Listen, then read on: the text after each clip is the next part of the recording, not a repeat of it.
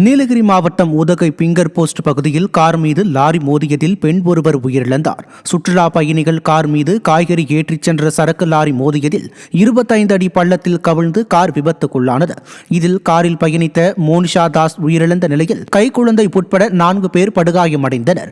இப்பகுதியில் அடிக்கடி விபத்துக்கள் ஏற்படும் நிலையில் கோடை விடுமுறையில் உதகைக்கு சுற்றுலா செல்லும் ஸ்டாலின் பயணிகளுக்கு பாதுகாப்பற்ற ஒரு நிலை இருப்பதை ஆய்வு செய்தாரா என மக்கள் கேள்வி எழுப்பியுள்ளனர். கிருஷ்ணகிரி நகர அரசு போக்குவரத்து கழக பணிமனையில் மேல்நிலை நீர்த்தேக்க தொட்டி அமைக்கும் பணியை அதிமுக சட்டமன்ற உறுப்பினர் அசோக் குமார் தொடங்கி வைத்தார்.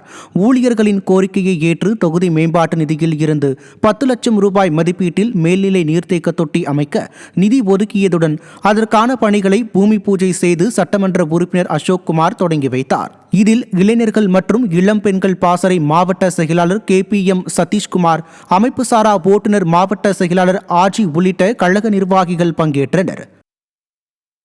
மதுரை மாவட்டம் உசிலம்பட்டியில் கழிவுநீர் வடிகால் வசதி ஏற்படுத்தி தரக்கோரி நகராட்சி அதிகாரிகளை முற்றுகையிட்டு அப்பகுதி மக்கள் வாக்குவாதத்தில் ஈடுபட்டனர். நகராட்சியின் 5வது வார்டு மாயாண்டி தேவர் தெருவில் கழிவுநீர் வடிகால் வசதி இல்லாததால் சாலைகள் மற்றும் பள்ளமான இடங்களில் கழிவுநீர் தேங்கி வருகிறது. இதுகுறித்து அதிகாரிகளிடம் பலமுறை புகார் அளித்தும் ஸ்டாலினின் ஃபெயிலியர் மாடல் அரசு நடவடிக்கை எடுக்காமல் அலட்சியம் காட்டி வருவதாக குற்றம் சாட்டப்படுகிறது.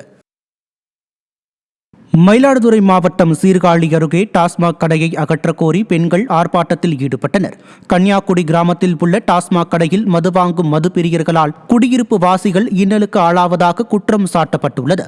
இந்த டாஸ்மாக் கடையை அகற்றக்கோரி பலமுறை வலியுறுத்தியும் ஸ்டாலினின் அரசு கண்டுகொள்ளவில்லை என மக்கள் சாடியுள்ளனர். இதனை கண்டித்து டாஸ்மாக் கடையை முற்றுகையிட்டு அப்பகுதி மக்கள் ஆர்ப்பாட்டத்தில் ஈடுபட்டனர். சேலம் மாவட்டம் ஆத்தூர் அருகே 40 லட்சம் ரூபாய் மதிப்பிலான நிறைவுற்ற திட்டப்பணிகளை அதிமுக சட்டமன்ற உறுப்பினர் மற்றும் மாவட்ட செயலாளர் ஆகியோர் பயன்பாட்டுக்கு கொண்டு வந்தனர். பெத்தநாயக்கன் பாளையம் பேரூராட்சி காந்தி நகர் பகுதியில் தொகுதி மேம்பாட்டு நிதியில் இருந்து 15 லட்சம் ரூபாய் நியாய விலை கட்டடம் மற்றும் புத்திர கவுண்டம் பாளையத்தில் 25 லட்சம் ரூபாய் மதிப்பீட்டில் பயணியர் நிழற்கூடம் உள்ளிட்டவை அமைக்கப்பட்டன. இவற்றை சேலம் புறநகர் மாவட்ட கழக செயலாளர் இளங்கோவன் மற்றும் ஆத்தூர் சட்டமன்ற உறுப்பினர் ஜெயசங்கரன் ஆகியோர் பயன்பாட்டுக்கு கொண்டு வந்தனர். இந்நிகழ்வில் கழக இளைஞர் இளம்பெண்கள் பாசறை மாவட்ட தலைவர் வாசுதேவன் உள்ளிட்ட கழக நிர்வாகிகள் கலந்து கொண்டனர்.